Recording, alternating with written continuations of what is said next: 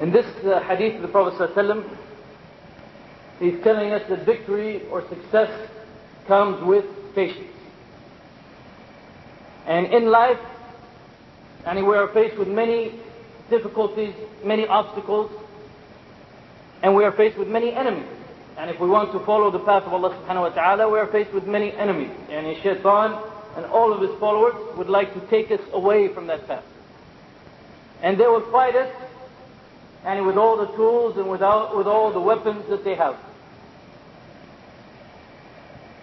And when we are being fought,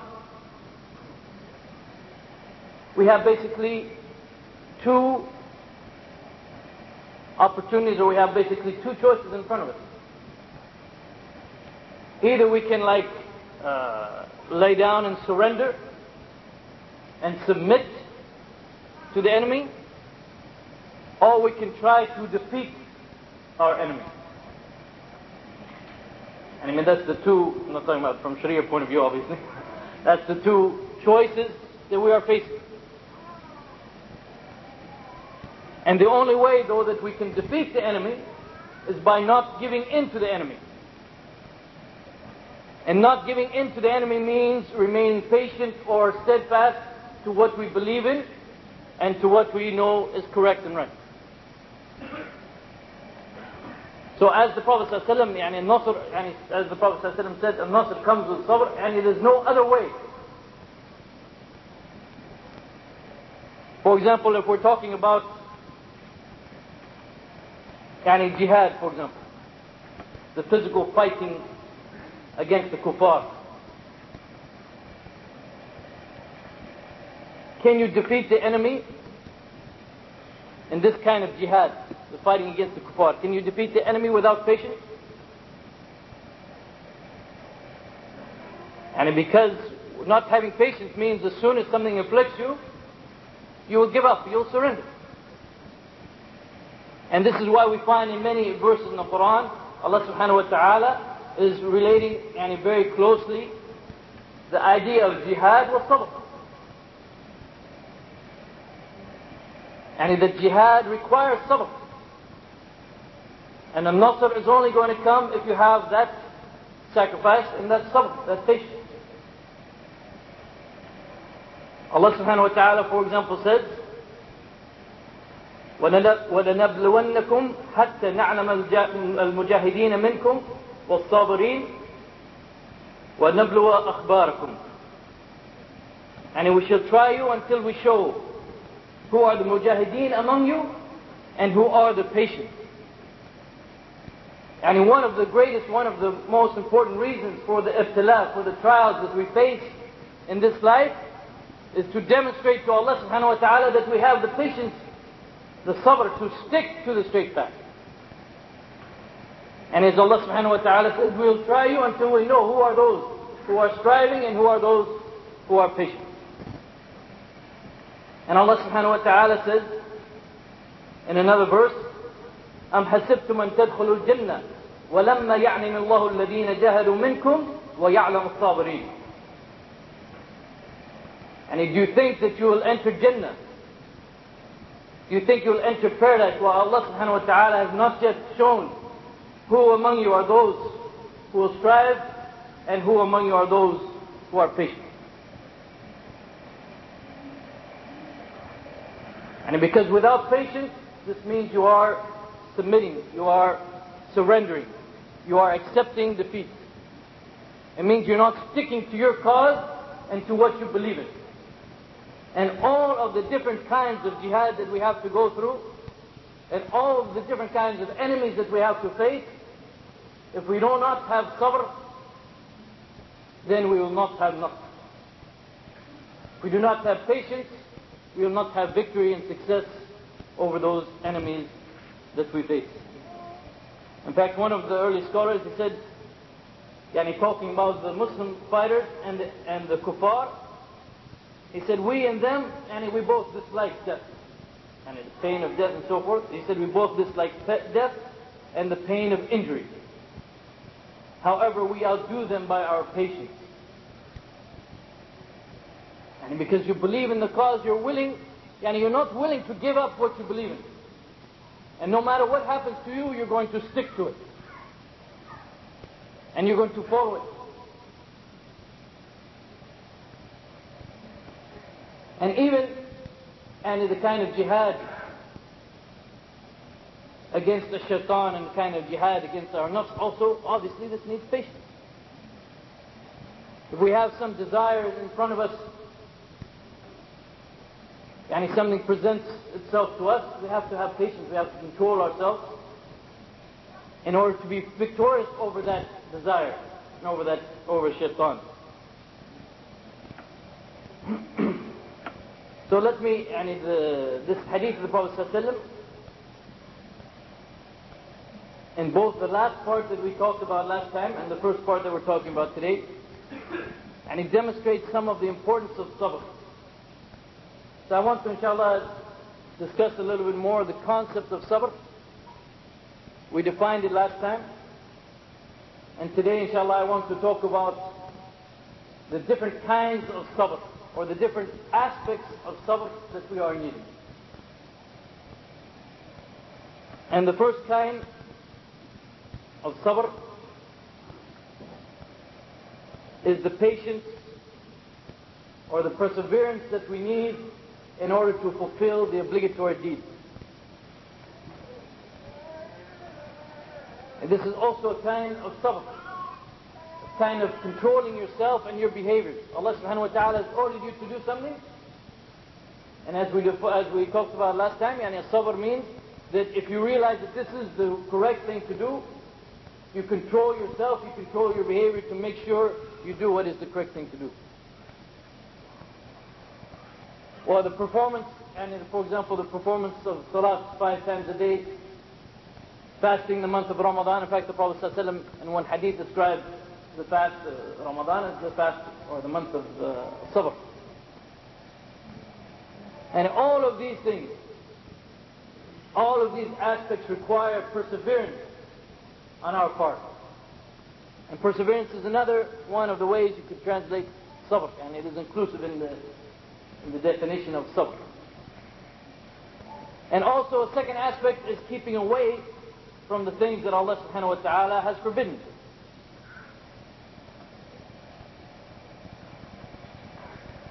And in both doing the obligatory deeds and staying away from the forbidden deeds, both of these require patience and perseverance on our part. And thirdly also, we have to be patient in the face of whatever Allah subhanahu wa ta'ala has decreed for us. And we talked about that a little bit last time when we talked about rida, and being pleased with whatever Allah subhanahu wa ta'ala has decreed, and being patient with whatever Allah subhanahu wa ta'ala has decreed. And what this implies is that no matter what occurs to us, no matter what kind of affliction, no matter what kind of hardship, we are still loyal to Allah subhanahu wa ta'ala, and we respond to that affliction according to what Allah subhanahu wa ta'ala has commanded.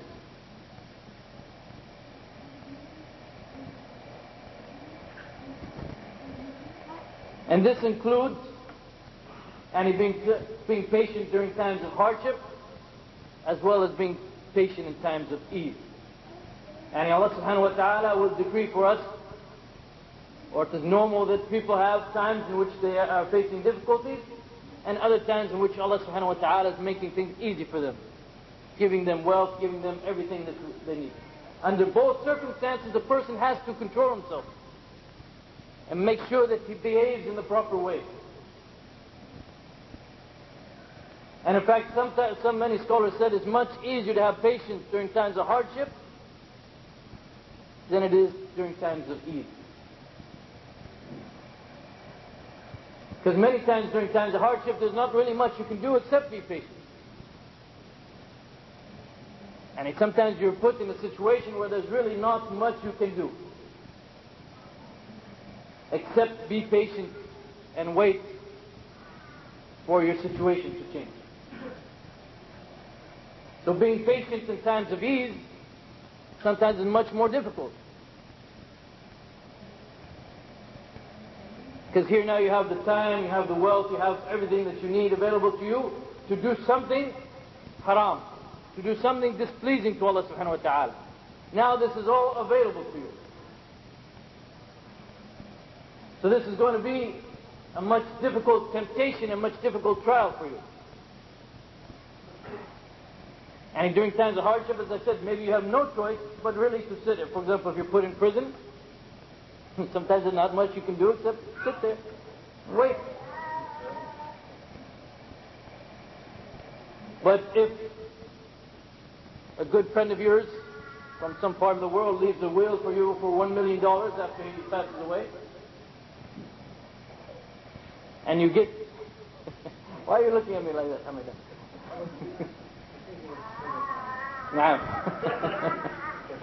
And for example, if your Amir decides that he wants to leave you his wealth after he's gone, so now you have all this wealth available to you. Are you going to use it in a halal way? Are you going to use it in a haram way? In fact, for example, the question of riba and using riba or trying to invest in ways haram, this kind of question, obviously, you get it from people who have money. You don't get it from those people who have no money and it's not even a question for them. It's from those people who want money and they want more money. And they haven't learned how to constrain themselves when Allah subhanahu wa ta'ala has given them everything that they need. So under both circumstances, we have to have patience. And one thing that is very important, and especially unfortunately, in the light of many things that we have seen, is that we have to be patient with respect to our dealing with others. And because many times when you deal with other people, the way they behave towards you is not the proper and the best way. And they may cheat you, they may wrong you, they may lie about you. As Allah subhanahu wa ta'ala says in one of the tafsirs of this verse, Allah subhanahu wa ta'ala says, وَجَعَلْنَا بَعْدَكُمْ لِبَعْدٍ فِتْنَةً أَتَصْبِرُونَ. And we have made some of you as a trial for others. Will you then be patient, steadfast? Because when someone else, for example, wrongs you, when somebody else deals with you in an improper fashion, how are you going to respond? Like Brother Hamid mentioned in his lecture today, you have to make sure that you respond in the way that is not going to lead to more harm. And even if the person wronged you, that doesn't necessarily mean you have the right to do whatever to get revenge or to get even with him. Yes, you have some rights that he wronged you. But even then, you have to make sure that your response is not something that will lead to greater harm. Well, especially nowadays, and included in this fourth type of patience and dealing with others, especially when you're calling to Islam, when you are serious about Islam and you are making da'wah, and once you have entered into that realm and you are serious about it, then a shaitan has taken you as one of his public enemy number one. Don't worry, it'll be over soon. The brother looks like he's struggling to stay awake, so I will... I'm listening. It was still 1 hour. So, and once you have entered into this realm, as I said, of making da'wah, of working for Islam and striving for the sake of Allah subhanahu wa ta'ala, the shaitan is not going to leave you alone. And he will use whatever and whoever he can to fight against you. And this requires a great deal of patience. Because the best thing that the shaitan can get from you under those circumstances is that you get so fed up that you decide just to sit at home and do nothing.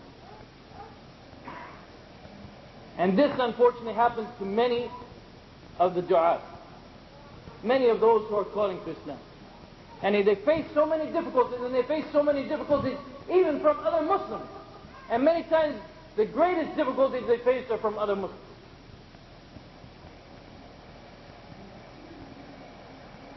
And the situation can get so bad that, as I said, shaitan can convince someone who understands the deen, who has knowledge, and knows what his responsibility is, and even understands these points, he can still convince him that it's best for him just to sit at home and do nothing.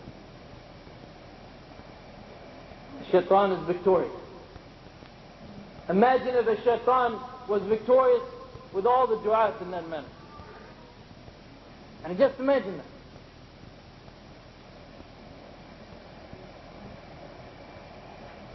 So this is one aspect, if you want to be successful, if you want a nasr, support and help and victory, and you're working for Allah subhanahu wa ta'ala and you're calling to this deen, this is one essential aspect of patience that you have to have. Well, Allah subhanahu wa ta'ala advised the Prophet sallallahu alaihi wasallam and that he must have patience. And فاصبر كما صبر أولو العزم من الرسل. And therefore be patient as were the messengers of strong will and resolve. Because without that patience you can forget about enough. And I can assure you that once you enter into the realm of seriously working for the sake of Allah subhanahu wa ta'ala, you're going to be bombarded with everything you can imagine. Not just from the kuffar. Sometimes the kuffar are your least worry.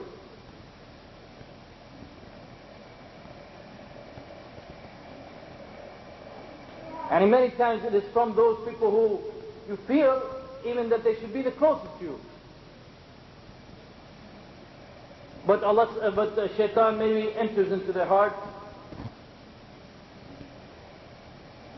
and for whatever reason, a shaitan he makes them oppose you, even though the both of you are believing and thinking that you are working for the sake of Allah subhanahu wa ta'ala. And as I said, for the people who are serious about making da'wah, this is one of the most important aspects of a sabr that you have to be aware of, that you have to remind yourself constantly of.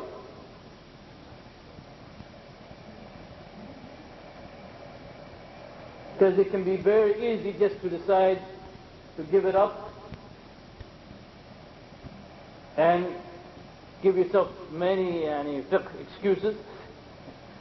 And how come it is better for you just to sit at home and practice on your own, maybe your family, inshallah, and that's it. So this aspect, as I said, is of extreme importance. If you want to be successful, inshallah, in your da'wah, if you want a nasr, it has to come with this sabr. Well, inshallah, the result, inshallah, of this patience and all of these patience is, as Allah subhanahu wa ta'ala says in the Qur'an, إِنِّي جَزَيْتُهُمُ الْيَوْمِ بِمَا صَبَرُوا أَنَّهُمْ هُمُ الْفَائِزُونَ. Verily I have rewarded them this day for their patience. They are indeed the ones that are successful.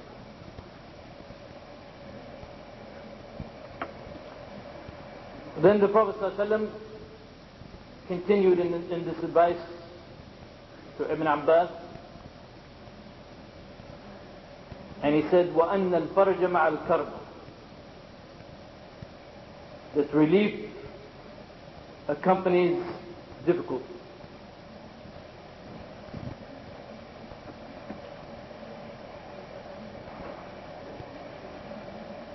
And Allah subhanahu wa ta'ala, by His wisdom, according to His wisdom, Allah subhanahu wa ta'ala has made it part of this life that we go through times of difficulties or times of hardship.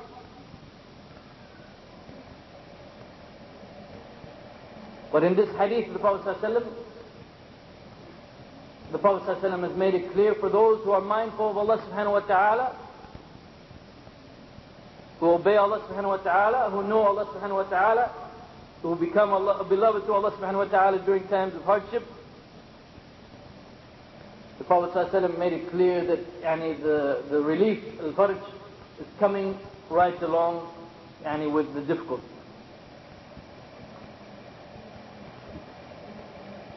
And one of the important aspects that we should stress in our lives is that we should realize that there's a great deal of wisdom behind whatever Allah subhanahu wa ta'ala has decreed for us. And in particular, there's a great deal of wisdom in Allah subhanahu wa ta'ala trying us and testing us and putting us into times of difficulty.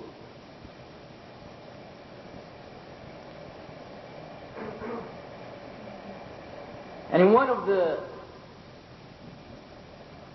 aspects, one of the very important aspects that is greatly related to the rest of this hadith, is that during times of ease, or if a person faces very little or no difficulties in his life, it's very easy for him to forget about Allah subhanahu wa ta'ala. And it is like when for example, if you're traveling in a plane, and the plane is flying along smoothly, there's no turbulence or anything, and your mind begins, you're thinking about everything. Thinking about what you're going to do after you land, and what you did yesterday, and whatever. And it's easy sometimes not to be making much dhikr, and not to be remembering Allah subhanahu wa ta'ala much. But as soon as you hit that turbulence, and when your drink goes flying up into the air, all of a sudden all these words of dhikr come from your tongue. And this is a great blessing from Allah subhanahu wa ta'ala. This is a great blessing, and you are sliding into a situation where you might be forgetting Allah subhanahu wa ta'ala. Or Allah subhanahu wa ta'ala puts you into a situation where you remember Allah subhanahu wa ta'ala. And without these times of hardship and difficulties, you may never realize that truly there's only one refuge, there's only one who you can escape to, and that is Allah subhanahu wa ta'ala.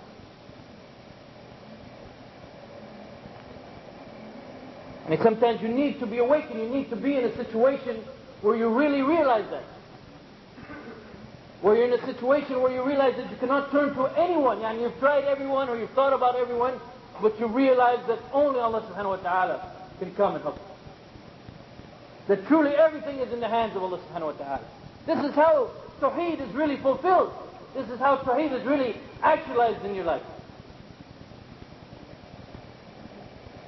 You'll really realize that everything is in the hand of Allah subhanahu wa ta'ala. That all of these people, if they try to help you as we described earlier, they cannot do anything for you.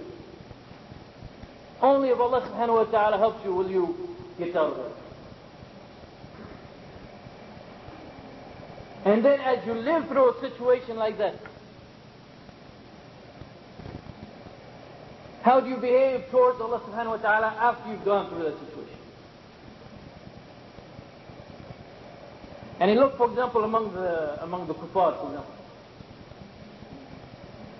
If someone, what they call, quote unquote, saves somebody else's life,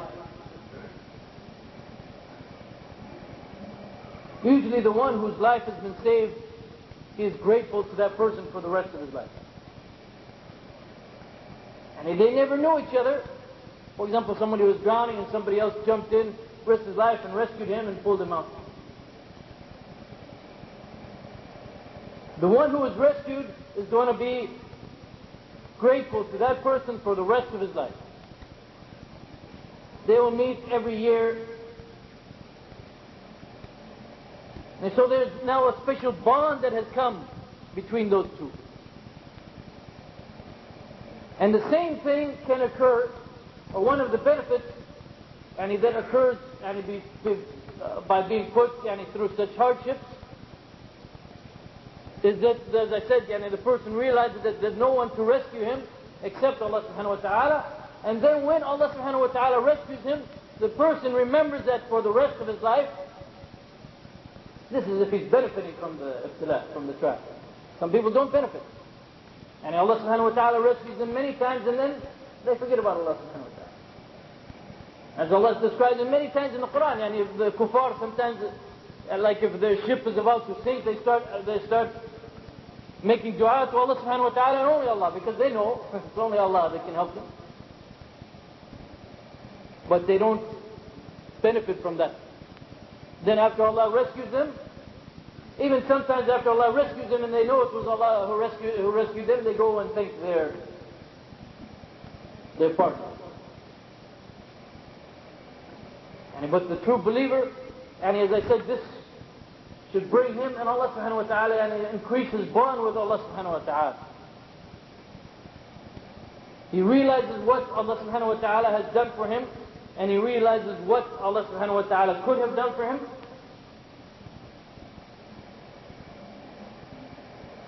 Or could have done to him, I should say. And so therefore he is thankful and he is grateful to Allah subhanahu wa ta'ala. And not only that, not only should the person benefit in his behavior and his actions, his aqidah, his iman should increase, but this is also a way by which Allah subhanahu wa ta'ala will remove sins from him. So he is benefiting, his iman should be increasing, his relationship to Allah subhanahu wa ta'ala should be increasing, and on top of that, Allah subhanahu wa ta'ala is removing some of the sins that he has committed before. As in one hadith of the Prophet ﷺ, he described that the people who have the toughest bala, the people who have the toughest trials are the anbiya, are the prophets. And then those who are most similar to them, and then those who are most similar to them. And he described that a person will be tried according to his religion, his deen. And if his deen was strong, then he becomes stronger even through this ibtila. And then the Prophet ﷺ mentioned that a person is removed, his sins are removed through these trials and tribulations, to the point that a person walks on the earth and he has no sin left on him whatsoever. So there's a great deal of blessing, there's a great deal of wisdom, there's a great deal of goodness or benefit for us in the trials that we face.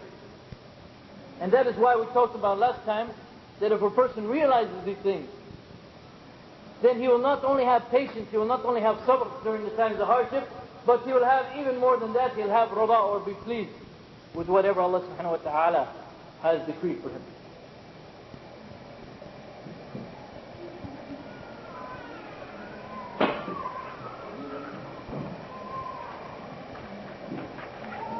And we can find many examples through history in which Allah subhanahu wa ta'ala has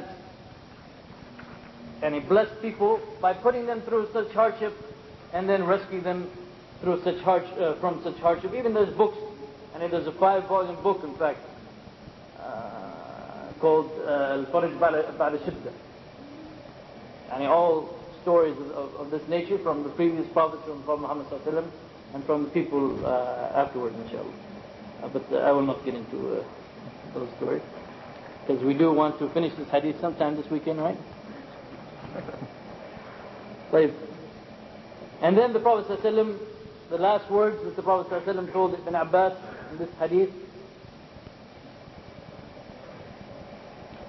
the Prophet sallallahu alaihi wasallam said, وَأَنَّ مَعَ الْأُسْرِ يُسْرًا.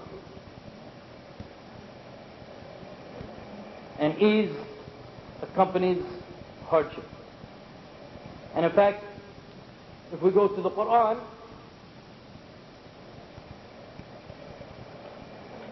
and to the Qur'an, it tells us even more than that. Not only if you are in a situation of difficulty, will Allah subhanahu wa ta'ala give you a situation of ease, but as Allah subhanahu wa ta'ala says in the Qur'an, فَإِنَّ مَعَ الْعُسْرِ يُسْرًا إِنَّ مَعَ الْعُسْرِ يُسْرًا. And that verily along with every hardship is ease, and verily along with every hardship is ease or relief. And what this means is Ibn Abbas mentioned, as stated in many of the books of tafsir, and that with every hardship comes two forms of ease. And Ibn Abbas said one hardship will never overcome two forms of ease, two situations of ease. And because al-usr in this case is in definitive, while yusr in both cases is not. And this is this implies that the usr is one and the yusr or the kinds of ease are two different ones. Like for example, if someone enters this room, you would say that a man entered the room. And then if you want to describe the same man that he's going to pray Tahiyat al-Masjid, or he's praying Tahiyat al-Masjid, if you said a man entered the room, if you're going to refer to him again, you would say the man entered the room. And this would mean the same, it would be referring to the same thing. But if you use the indefinite in both cases, you're referring to two different kinds of things, or two different men. A man entered the room, a man prayed Tahiyat al-Masjid. It's two different men. Similarly here in this case, al-usr is one, the hardship is one. But it is followed by two different kinds of ease. Well, some explain this to mean, what are the two different kinds of ease? There's many different explanations. One is that he will have ease after it in this life, and he will have ease after it in the hereafter. And if he responded properly to it. Well, this hadith, by the way, this portion of the hadith is very clearly related to the earlier portions of the hadith. And when you are facing times of hardship, you have to ask of Allah subhanahu wa ta'ala, you seek help in Allah subhanahu wa ta'ala, because if all of mankind tried to help you, they cannot help you unless Allah subhanahu wa ta'ala has decreed it for you. So you must have patience, and you must realize that Allah subhanahu wa ta'ala is going to bring about the relief. Some of the other benefits of such trials that I mentioned. One of the benefits that is mentioned by some of the ulama, for example Ibn Rajab, is that by going through such hardships, a person's heart should become soft. And without realizing or without experiencing loss, without experiencing difficulties, and it's very easy for someone's heart to become very cold-hearted. But if he himself has experienced, for example, loss of a close friend or loss of property or difficulty in his life, then he knows what other people are feeling. And he can remember, for example, what he's experienced, so therefore he feels compassion and mercy towards others. Again, these are all, and if the person he responds to these trials and tribulations in the proper way.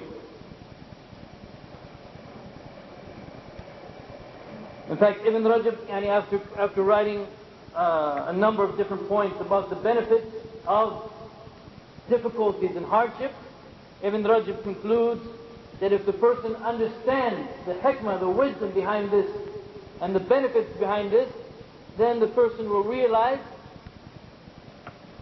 that the bounties and the blessings that come from Allah subhanahu wa ta'ala due to hardships and trials are much greater than the bounties that come from Allah subhanahu wa ta'ala during times of ease. And he should consider the trials and tribulations that he has to face as another kind of ni'mah or another kind of blessing that Allah subhanahu wa ta'ala has given him. Well, this this concludes my discussion of this hadith from the beginning to the end. let me just make a couple more points that are and kind of loosely related. And we begin this hadith. The brother was already reaching for the mic and everything. MashaAllah. Very polite brother. I love this brother. Very, just one comment. If you have any question, please write it down. After that lecture, inshallah, we'll get question and answer. So I just want to maybe just mention a couple of points, because when you read the commentaries on hadith, you benefit a lot from how the ulama have really studied and thought about this hadith.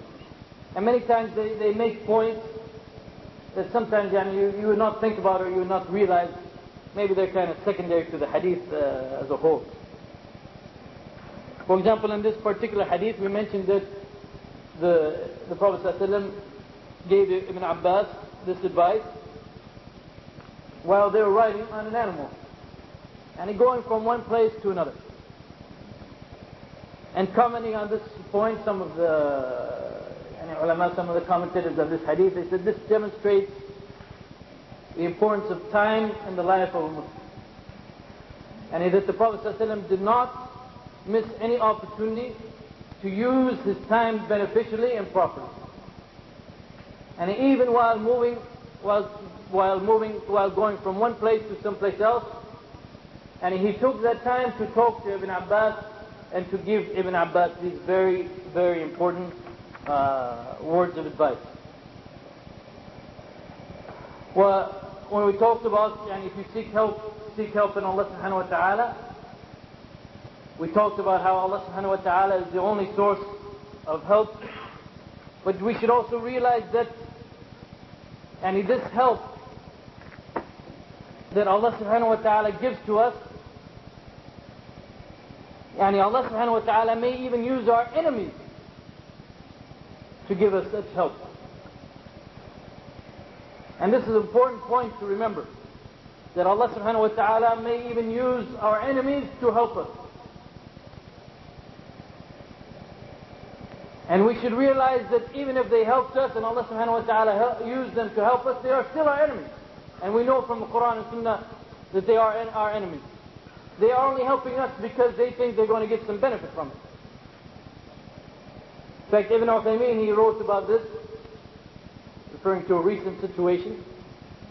And he said if the disbelieving countries came to the help of the Muslims, I assume we all know what he's talking about, that doesn't mean that they're no longer your enemies. Because Allah who made them come and help you, it was Allah who did that. And they are still your enemies, and they came and helped you for some benefit, and that's it. Don't go around, as he mentioned, start naming your children after them, and because of what they did. Allah subhanahu wa ta'ala is the one who helped you. Allah subhanahu wa ta'ala is the one who rescued you. And if He should happen to use your enemy, you should realize that it was Allah who did that. Allah did that according to His wisdom. And they are still your enemies. And don't think that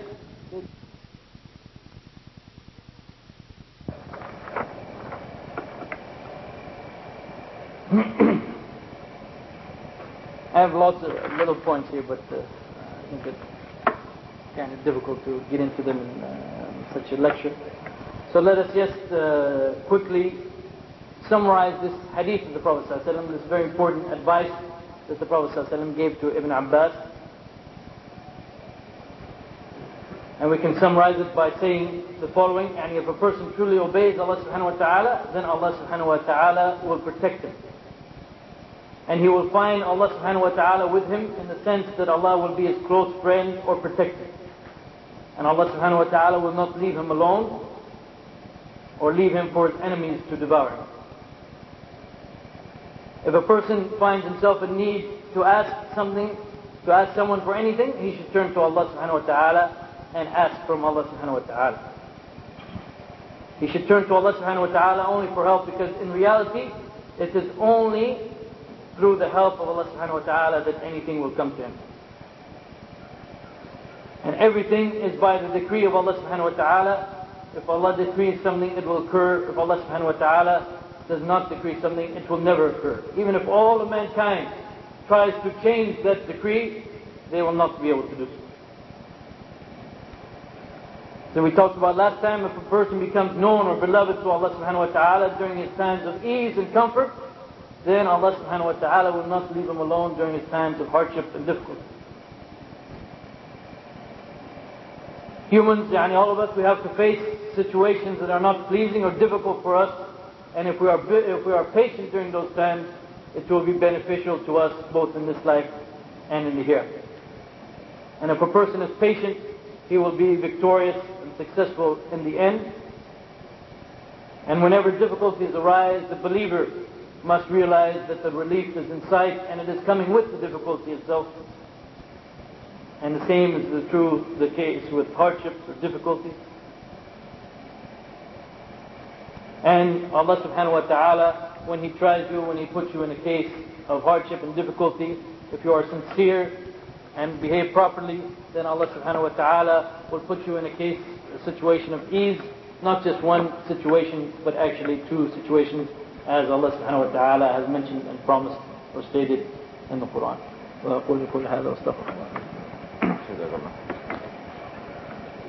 Jazakallah khair, Shaykh. May Allah reward you for your effort. If you have any questions, please write it down and pass it here. And I'll give just 1 minute, brother Sheikh Jamal, to drink water. Please, let's make the questions relevant so we don't get into the kind of thing that we got into. Inshallah.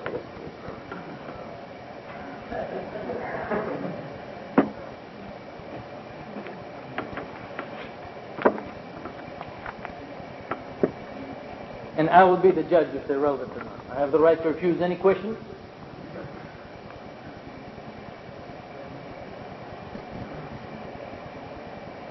And I think any question which is more than 5,000 words, like the one the brother is trying to read right now, may have to wait.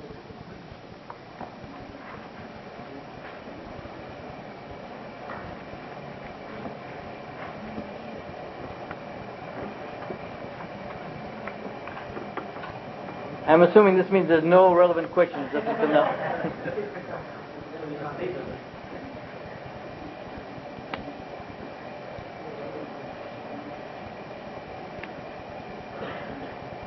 Should I give it to you that you can read and let him repeat it?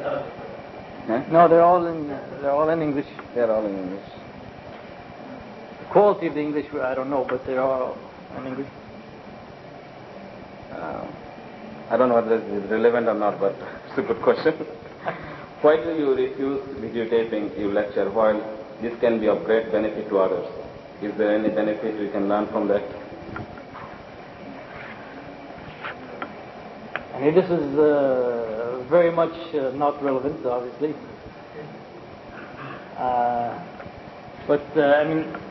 Videotaping, I prefer not to be videotaped. I don't see any necessary benefit to it beyond the cassette tapes that are already recorded. If there were a class maybe that I needed to use the board or something of that nature, I would. But I prefer not to be videotaped. There's another question that how do you combat that type of opposing force from Muslims that whatever I say or do, I am fought by Muslims against that? How should I show sabr in this situation? Also, please pray for me because I have found myself giving up because of this force against me. I mean, if you are doing something that is correct according to Qur'an and Sunnah, and you are certain that it is correct according to Qur'an and Sunnah, and in fact the people who oppose you, they may be not even opposing you on the basis of the Qur'an and Sunnah, or they have no evidence against you whatsoever, and the way to be sabr, the way to have patience in this case is by continuing to do what you know is correct, and to continue to worship and true path. Because on the day of judgment, they are not going to be there for you. And you think about that fact, that if you know that this is correct and you're supposed to do it and you must do it, and people are trying to convince you not to do it, then just remember that they are not going to be with you on the Day of Judgment to take your sin or to defend you, but you will be standing alone in front of Allah subhanahu wa ta'ala. And in addition to that, you have to realize that they cannot harm you. Unless Allah subhanahu wa ta'ala has decreed something for you, they cannot harm you at all. That's why you have to put all of this hadith into and take it as a whole. One of the reasons why you're going to have sabr is because you know that if all of mankind got together to harm you, they cannot harm you. And if they all got together to benefit you, they cannot benefit you unless Allah subhanahu wa ta'ala has decreed it. So you have no reason to compromise. And inshallah, if you keep these points in mind, this will be strong, and this will make you inshallah strong and help you in persevering and sticking to the straight path, inshallah. There is a little long note here, but I feel like... Excuse me, is it wrong or is it long? Long. It's long. I feel like reading it because there is one of our brothers who was a student here at Kansas State University, and Alhamdulillah he became a Muslim about a year ago, and he is doing Alhamdulillah very great. He wrote here, Assalamu alaikum. I have been Muslim for almost a year, and I am still having a problem with my parents. My mother is reading books on Islam and is having problems with certain things that I am doing. She says, if I want to be Muslim, that's fine, but that I seem like a different person to her, and I am her only child. I am trying to find the happy medium. When it comes to cultural holidays like birthdays, Mother and Father's Days, etc., she says that these are very important to her, and believe me, she means it. I told her, from the fact I have already heard, that I can come to those situations just to be with the family, but not to celebrate. But she says if I have to force to just play a role, she does not want me there. So she just stays very miserable. I think you wanted a comment on that. Well, as I mentioned in the lecture, that if you're going to follow the straight path, and even if you're not calling others to it, but even if you just want to follow the straight path, and shaitan is not happy with that, and the enmity between shaitan and mankind is so much that even if just an individual on his own wants to follow the straight path without really doing much effort towards others, even that a shaitan is not happy with. So he will try to take you away from it. And what is the best way to take someone away from the straight path? The best way is to get to him through something which is very beloved to him. That's it. And it's natural for human beings, obviously, to love their mothers. So the mother is going to be one of the first things that a shaitan is going to try to use against you. Now, I have the same situation with my mother. And my mother, I've been Muslim 20 years now, and my mother still talks about how fun I used to be before I was Muslim. She still has dreams of me marrying some nice Catholic girl from Spain. In the same situation. But you have to realize, where is it coming from? Who is behind it? This is shaitan coming to you through something which is very beloved to you. And you have to make a choice. And is it Allah or is it your mother that you want to please? I'm sorry to say it so frankly, but that's what it is. You have to make that conscious choice. And this is a difficulty that you're going through, a hardship. Well, if you are patient, Allah subhanahu wa ta'ala will make things easy for you and will reward you, as we talked about in this lecture. There is another question, let me read it. My wife and I wish to have children, but as of yet Allah has not blessed us with them. I tried to tell her to be patient, but 2 Ramadans in a row she prayed tahajjud nightly with dua, but still no children. What advice do you give for continuing patience when Allah Himself says, this life is nothing but rivalry in wealth and children? And this verse is talking about with respect to the kuffar, not with respect to the believers. It's very strange how all the questions are so relevant to me personally. I've been married now, 15, 16 years? Which one is it? 17 years? And also I'm in the same situation. I don't have any children after 15 or 16 years. And also my wife in particular was very anxious to have children. Now, we probably think it's more of a blessing that we don't have children because of the difficulty of raising children. And in our own situation we may not have some place to go to raise the children. So, and you don't know where, as we talked about yesterday, human beings do not know what is best for them. They don't know where the good lies for them. Well, as we talked about yesterday, just because you made dua, Allah subhanahu wa ta'ala responds to your dua. As we talked about yesterday, but it doesn't mean Allah responds to it by giving you exactly what you've asked for. Because perhaps giving you exactly what you asked for may not be good for you. So Allah in His mercy did not give it to you, but instead Allah maybe has reserved some reward for you or kept away some evil from you in response to the dua. Because responding to a dua, as we said, is not the same thing as giving exactly what the person has asked for in the dua.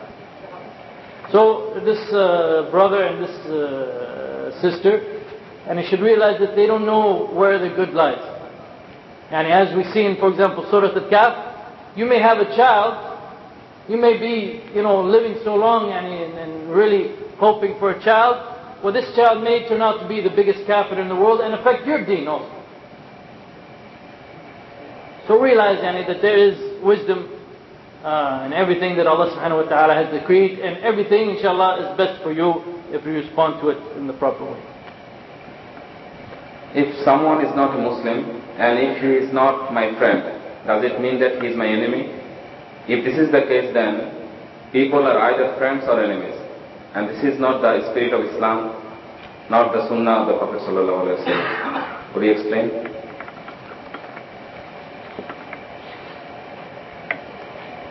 There's a logical flaw in this question.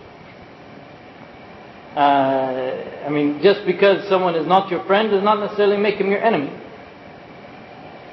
If we're talking about individuals, but we know from the Qur'an, we know from the Sunnah of the Prophet ﷺ, that as a whole, the Jews and Christians, the mushrikeen, the shayateen, Satan, and all of these are enemies to Islam, and all of these are enemies to Muslims. As a whole, we know that.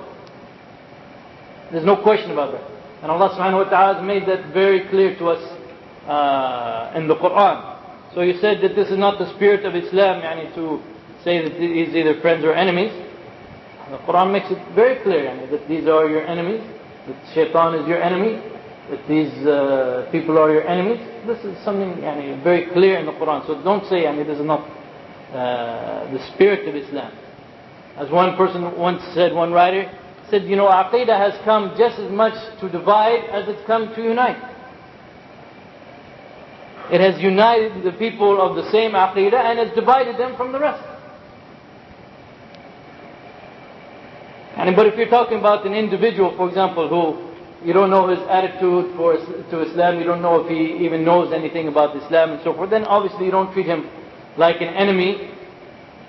But instead it is also part of our purpose and our mission here to spread Islam to everyone. And we would like to see as many people, there's no benefit and there's no good in these people dying as kuffar. We would like to see them all become Muslim. And every Muslim should be very anxious to see everyone else become Muslim. So even though we recognize them as someone opposing us, at the same time we wish and desire that he will become a good Muslim. In fact, there's a hadith of the Prophet ﷺ, I don't remember the wording exactly, but its meaning is that when you love someone, and you should not have an extreme love for him, Because you don't know when he might become your enemy. And when you hate someone, you should not have an extreme hate for him, because you don't know when he might become your ally or your friend. And you don't know, Allah subhanahu wa ta'ala may change the hearts of these people, as was the case with many of the Sahaba.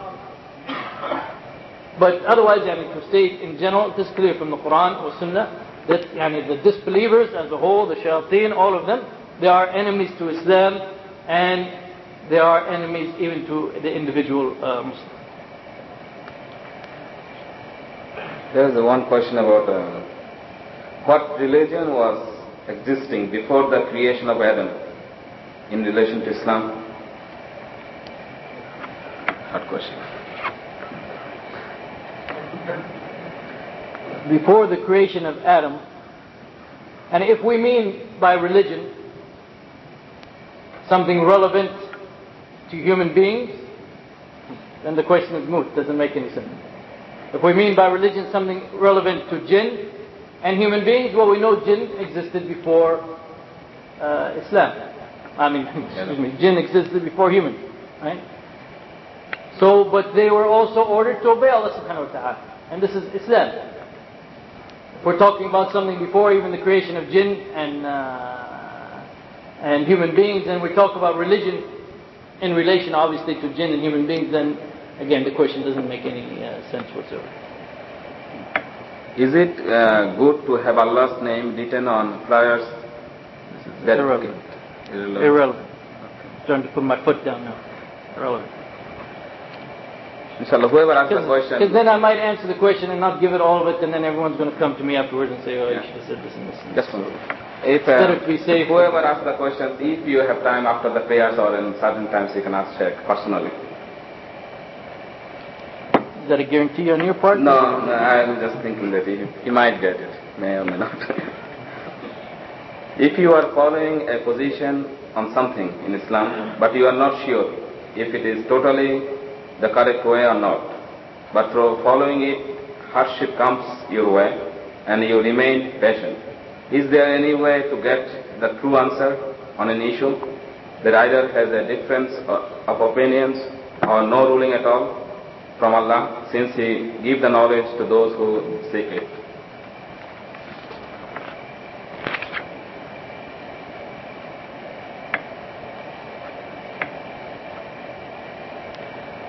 But I just have one question, and with respect to the question. The question says, but through following it, hardship comes your way and you remain patient. So does this mean to imply, whoever asked this question, does this mean to imply that you know that the hardship is the result of following that way? Yes, please.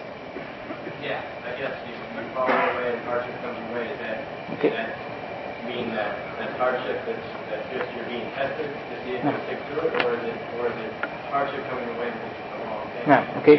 So so as you mentioned in your statement here, hardship is not a sign necessarily that you're following the wrong way. Because as we said, the people who are tried the most are the prophets. Obviously they're following the right way. So hardship may even be a sign that you are following the right way. So you cannot, so you have to divorce this question from the issue of hardship and just go back to the question of have you studied this position enough to know whether or not it is correct or not. Regardless of the hardship. Take the hardship out of it, because that you cannot conclude anything from that. Instead, you have to go back, and if you're not certain about something, or if you fear that it was wrong, if you are fairly certain about it, then, and your intention is to follow what is right, and you're fairly certain that this was right, inshallah, Allah is not going to punish you for that, inshallah. But if you even feel that it's maybe wrong, but you're following it for some other reasons or something of that nature, then you have to go back to that and question that. But otherwise, if you feel that it is correct, and based on the knowledge that you have, it is correct, and you are following it for the sake of Allah subhanahu wa ta'ala, inshallah, Allah subhanahu wa ta'ala is never going to punish you for something like that. Is it allowed to develop a good friendship with non-Muslims? What do you mean by good friendship, and why are you developing it? Now, we're going to turn it, from now on the questions are coming from me, not from the audience. Who wrote this question? Yes, so First question is, what do you mean by good friendship? And the second question is, what's the purpose behind your friendship? I think you already thought, I mean, you have a good friendship with normal friends. Can you keep it up? So your purpose behind your friendship has nothing to do with wanting to call him to Islam? Maybe just a worldly kind of friendship? Yeah. But if you are getting some kind of worldly benefit from him, or there's some use to you being, or some benefit to you being friends with him, and you don't allow that friendship to make you begin to accept him and his way of life. And once you get to that point, this is wrong. So you always have to be at a point where you are benefiting from him, you are appreciating his good characteristics, but at the same time you always realize that what he is following is wrong. And inshallah, when you realize that, sooner or later, if you see some good characteristics, sooner or later in yourself, inshallah, the friendship is going to change to you wanting this person to become Muslim. And you will have contact with him, inshallah, with the hope that he will become Muslim, inshallah. Is it okay to ask people for proof? I guess this time. Sure.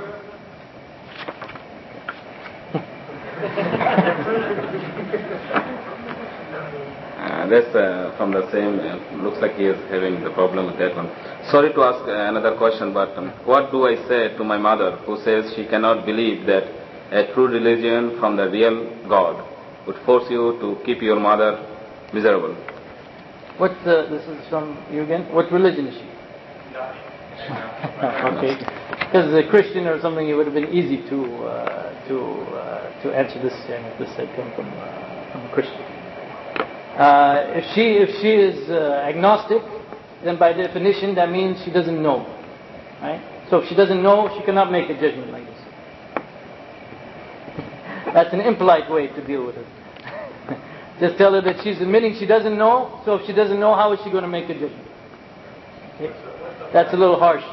What's the fine line between trying to follow the straight path and also trying to remain in some kind of good relations with your family so that they will come to Islam and not just close the door on it as some fanatical, junk that is taking their child or grandchild or whatever?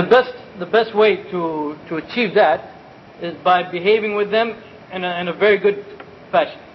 I don't know about your past, what you were before, but usually a Muslim, and when they become Muslim, and one of the key aspects of Islam, one of the driving forces behind it is the concept of gratitude. And gratitude towards your parents that brought you up. And if they did a lot for you, in particular your mother did a lot for you. So in many cases, this kind of gratitude should increase when a person becomes Muslim, even though his parents remain non-Muslim. Love in the sense of accepting everything they do, this will be decreased, but gratitude towards them will increase.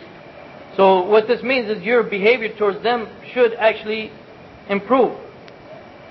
So you treat them even better than you did before, but not in those aspects that you described in the other question. So in general, you treat them much better. In general. And it's just in those aspects that you don't participate with them and so forth. Now, go ahead.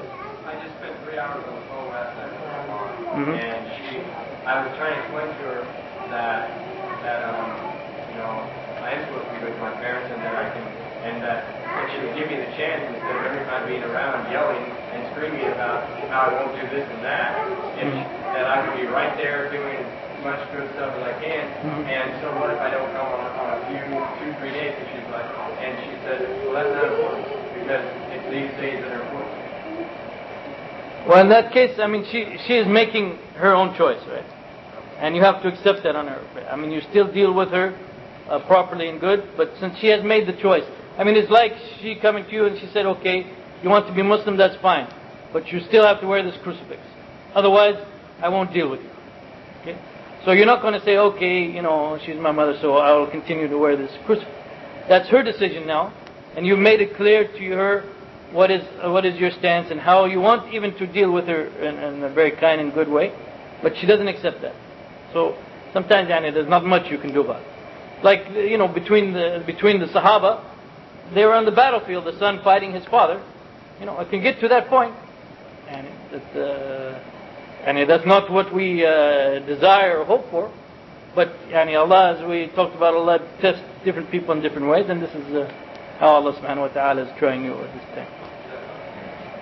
The same. There's no harm from the mother. There's no big harm.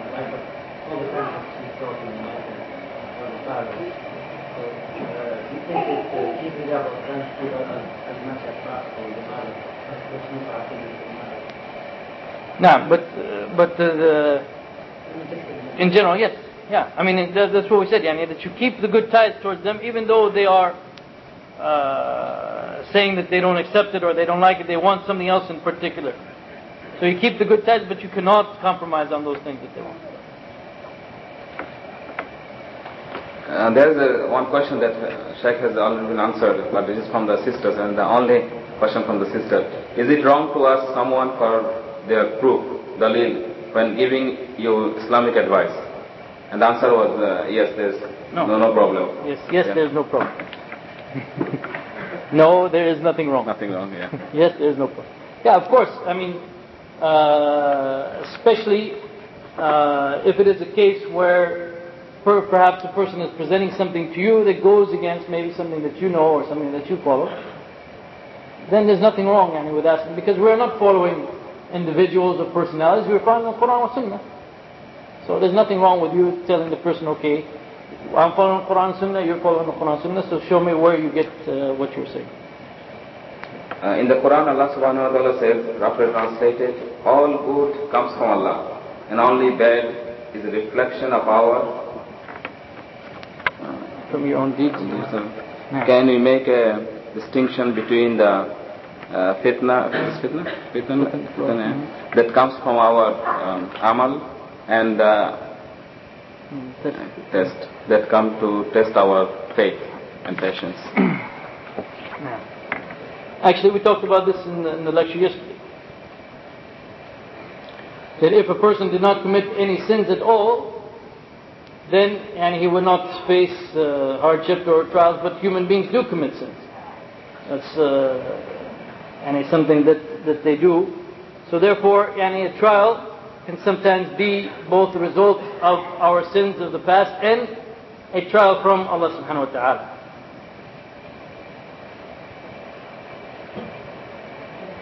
So sometimes you cannot, in other words, sometimes you cannot make the distinction because they both come together. Did you have one question? Yeah. We say that we have to consider the Jews and non-believers and all of the non-Muslims and our enemy. So what I think people understand the word enemy in different ways. So what do you mean by enemy? And some people may understand enemy as somebody that has to sacrifice any kind. What does enemy mean? What's the shape of the relation that we should have with them in normal situations? There's no war, there's nothing. What does enemy mean?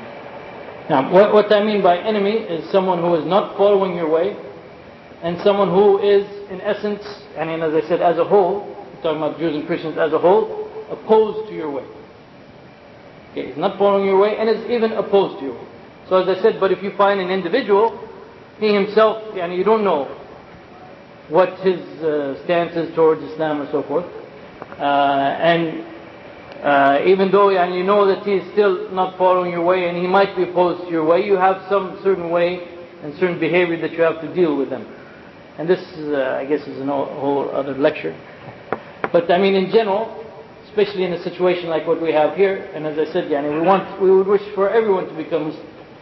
So in general, the way you deal with people here is that you can almost say like you give them a benefit of a doubt, you treat them well, and try to bring them to Islam. And if they openly oppose Islam and if they openly do things against Islam, then you have the right to also openly speak out against them or do something of that nature. Our time is almost finished. I have one more question for Sheikh, if he wants to answer that one. I saved that one for the last one. Let me see it first. This is another personal question. This one is too personal. Yeah, whoever asked that question, you know what is that, so ask him personally. And you'll probably get the same response. Is that okay?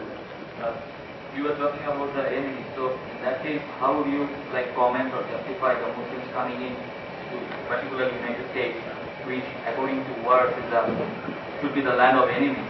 So what might be your comment on this issue, that Muslims coming into the United States or staying or studying, whatever?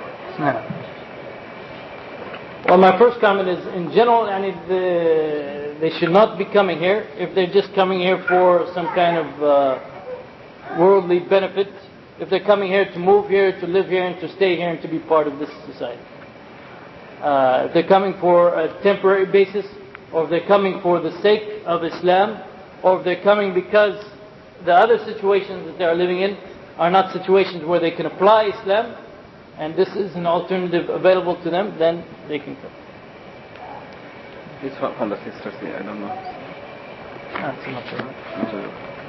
We will close, inshallah, this session here. We ask Allah subhanahu wa ta'ala to accept our deeds. May Allah forgive all of us. Jazakallah khair.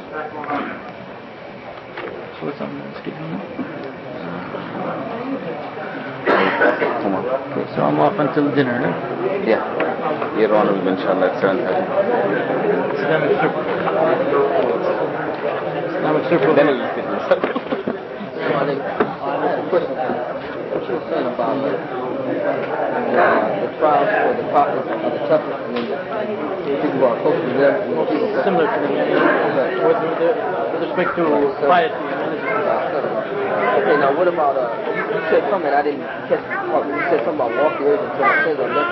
And the person, anyone he is tried, this is a way that Allah removes his sins from him.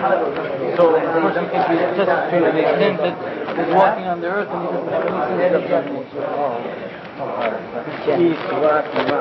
واظفر بذات الدين تربت يداك. واظفر بذات الدين تربت يداك. ما يقصد تربت يداك؟ معناها فقر والله ما معناها الكثير. No, it doesn't. This expression that basically means that Allah subhanahu wa ta'ala will bless you actually in this hadith.